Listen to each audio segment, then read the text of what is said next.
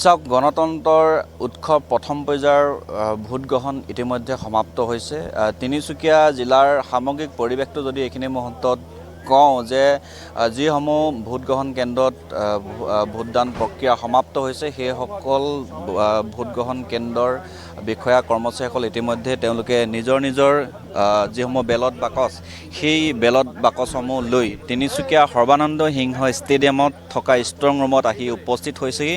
মই মোৰ সহযোগী সতীৰ্থ সীমাংকক পৰিৱেশটো দেখুৱাবৰ কাৰণে অনুৰোধ কৰিছোঁ। এইসকল পুলিং আৰু প্ৰিজাইডিং বিষয়া লগতে আৰক্ষী বিষয়া যিসকলে আজি পুৱা 7:30 বজাৰ পৰা ভোটদান প্ৰক্ৰিয়াত নিয়োজিত হৈ আছিল, সেইসকল বিষয়া কৰ্মচাৰীয়ে নিজৰ দায়িত্ব আৰু কৰ্তব্য সুকলমে সম্পাদনা কৰি তেওঁলোকে বেলট বাকচসমূহ লৈ আহি এই স্থানত আহি উপস্থিত হৈছে। আৰু এইখিনি মুহূৰ্তত আমাৰ হাতলৈ যিখিনি তথ্য আহিছে এই কথাখিনি উল্লেখ কৰিব খোজোঁ যে তিনিচুকীয়া জিলাৰ বহু ভোট কেন্দ্ৰত এতিয়াও 200 পৰা 300 পৰ্যন্ত ভোটাৰ ৰাইজৰ শাৰী দেখিবলৈ পোৱা গৈছে। শাৰী পাতি তেওঁলোকে ভোটদানৰ কাৰণে ৰৈ থকাৰ কথা এইখিনি মুহূৰ্তত আমাৰ হাতলৈ খবৰ আহিছে। আৰু নিশা কিমান সময় লাগিব সেই ভোট গ্ৰহণ কেন্দ্ৰসমূহত তেওঁলোকে ভোটদান কৰি শেষ কৰিব এইখিনি মুহূৰ্তলৈকে জানিব পৰা নাই। মই এগৰাকী পুলিং প্ৰিজাইডিং বিষয়া অকণমান কথা আপুনি ভাগৰি আহিছোঁ, পিছত আহিছোঁ। আমি কৈছিলে বগাপানী ভালকৈ হৈ গৈছে, চব ঠিকে ঠাকে হৈ গৈছে নৰ্মেলি। আৰু এইসকল হ'ল বিষয়া কৰ্মচাৰী, তেওঁলোকে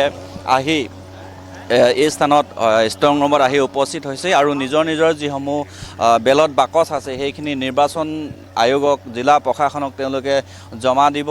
জমা দিয়াৰ পিছতে তেওঁলোকে আহাৰ গ্ৰহণ কৰি ইয়াৰ পৰা বিদায় ল'ব।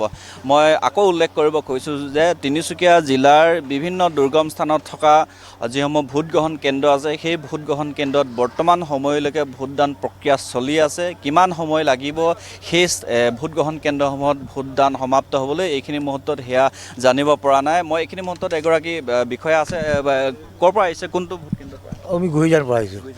শেষ হৈছে তাতে তাতে শেষ হৈ গ'ল, সকলো উৎসৱ ঠিকে থাকে গৈছে? ঠিকে ঠাকে গৈছে। এইসকল বিষয়া কৰ্মচাৰী এনেদৰে আহি তিনিচুকীয়াৰ ষ্ট্ৰং ৰুমত আহি উপস্থিত হৈছেহি আৰু তেওঁলোকে নিজৰ দায়িত্ব আৰু কৰ্তব্য সম্পাদনা কৰি আহিছে। আৰু মই কৈছোঁৱেই যে তিনিচুকীয়া জিলাত বৰ্তমান সময়লৈকে বহু ভোট কেন্দ্ৰত দীঘলীয়া শাৰী থকাৰ কথা আৰু তেওঁলোক সেই স্থানত কিমান সময়লৈকে ভোটদান প্ৰক্ৰিয়া চলিব কিন্তু এই মুহূৰ্তলৈকে ক'ব পৰা নাই। হয়তো দুভাগ নিশা পৰ্যন্ত তেওঁলোক আহি পোৱাৰ বা যিসকল বিষয়া কৰ্মচাৰী আছে সেইসমূহে ভোটদান প্ৰক্ৰিয়া সমাপ্ত কৰি ইয়াত আহি উপস্থিত হোৱাৰ সম্ভাৱনা আছে। কাৰণ দুৰ্গম অঞ্চলত থকা যিসমূহ ভোট কেন্দ্ৰ আছে সেই ভোট কেন্দ্ৰসমূহত যথেষ্ট দূৰণিবতীয়া বা দুৰ্গম, গতিকে যথেষ্ট সময় লগাৰ সম্ভাৱনা আছে এইখিনি মুহূৰ্তত।